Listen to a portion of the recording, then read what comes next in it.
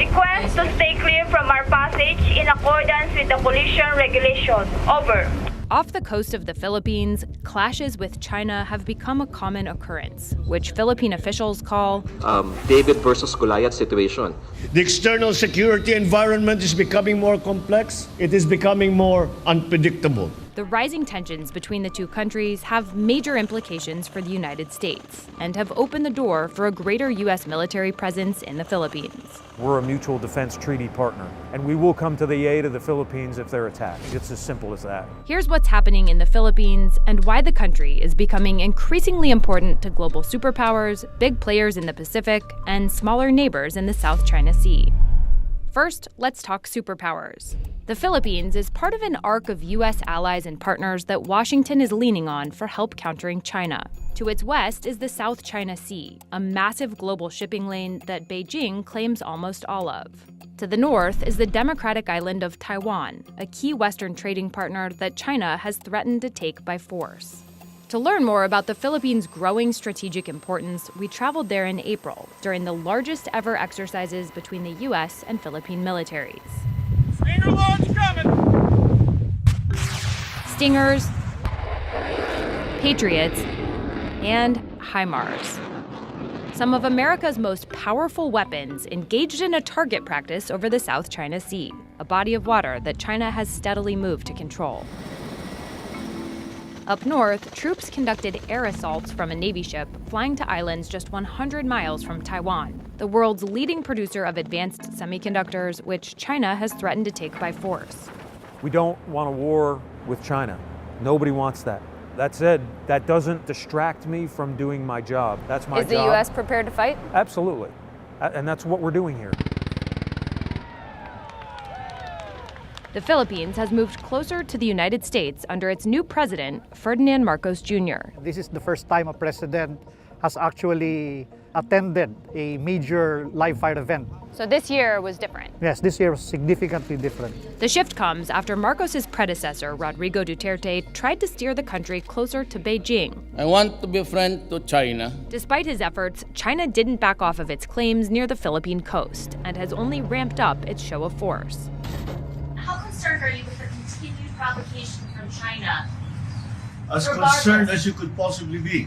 For help defending its sovereignty, Manila struck a major base deal with Washington this year, increasing U.S. access to Philippine military bases across the country from 5 to 9. And officials say they are continuing a dialogue about adding even more. The developments have angered officials in Beijing, who have said that China opposes the wanton expansion of military alliances and have accused the U.S. of trying to contain China. China's embassy in Manila didn't respond to requests for comment for this story. Both China and the U.S. are major trading partners to the Philippines. But this year, Manila and Washington have taken steps to boost economic cooperation, with the U.S. pledging to invest in everything from 5G networks to critical mineral production throughout the country. These countries have to maintain their sovereignty. It's important to them, it's important to us. We want to help them do it. The Philippines is also moving closer to U.S. allies in the Pacific, like Australia, Japan, and South Korea. Some of those countries have also trained alongside Filipino troops. And with Marcos in charge, their leaders have made moves to improve ties with Manila. This elevation is an important symbol of the strength of our relationship and our shared commitment to do more together. These Pacific powers, also alarmed by China's growing militarization of the region, recognize that the Philippines is on the front lines in the effort to push back on Beijing. China's distorting the story to fit its own ends. China has made expansive maritime claims using this 9-dash line, which is believed to be based on maps used by the Republic of China in 1947. Within those lines, Beijing has seized control of reefs and islands and turned them into military outposts. To maintain control, Chinese ships routinely harass Philippine vessels with water cannons, signs, and military-grade lasers.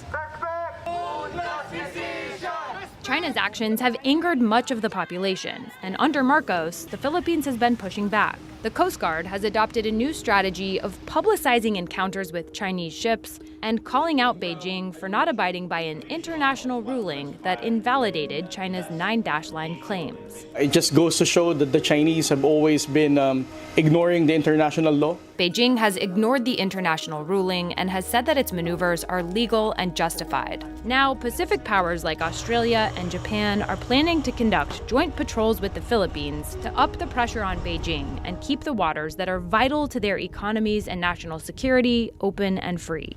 To have friends like you and partners like you, and that is very gratifying and encourages us to continue down that path. But the Philippines itself is still facing major challenges when it comes to protecting its borders and helping its people. Hello, yes, it works.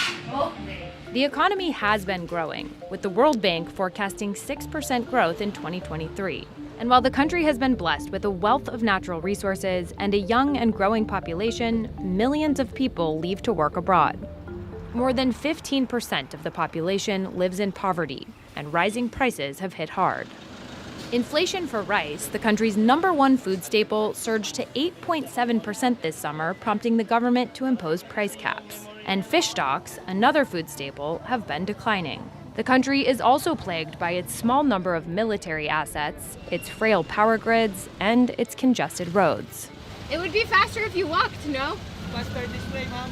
It's also racing to explore new sources of energy since its main gas field, Malampaya, is expected to run out within a decade. Reed Bank, a site seen as key to unlocking more energy, is at the center of a dispute with China. For the Filipino people, it's very simple. That is ours. Victor Dindo Manhit runs polling on issues like China's actions in the South China Sea. He says a lot of these challenges help illustrate why the Filipino people support the country moving closer to the United States and its allies. There are a lot of challenges, and people will say, and I agree with them, we lost time, but for me it's not too late. We are now moving towards to work with other countries, and that's what we all need here. But these countries are ready to work with the Philippines.